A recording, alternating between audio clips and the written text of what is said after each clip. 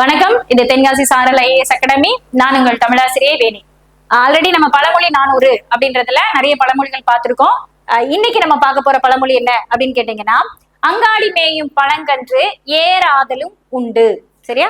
இந்த மாதிரி ரோட்ல சுத்திட்டு இருக்கக்கூடிய ஒரு கன்று, ஒரு கடை தெருவுல இருக்கக்கூடிய ஒரு கன்று ஒரு நாள் என்ன ஆகும் அப்படின்னா இந்த மாதிரி ஒரு மிகச்சிறந்த காளையா உருவாகும் அப்படின்றதே இந்த பழமொழியோட பொருள்.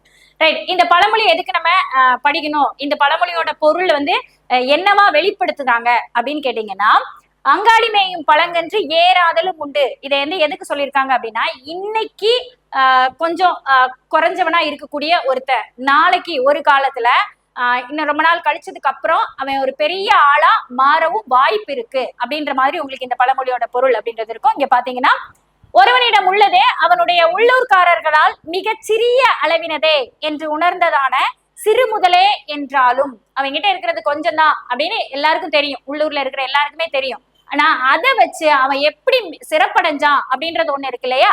அதனையும் இகழ்ந்து ஒதுக்காமல் பேணி அவன் தன் தொழிலை முயற்சியுடன் வளர்க்க வேண்டும்.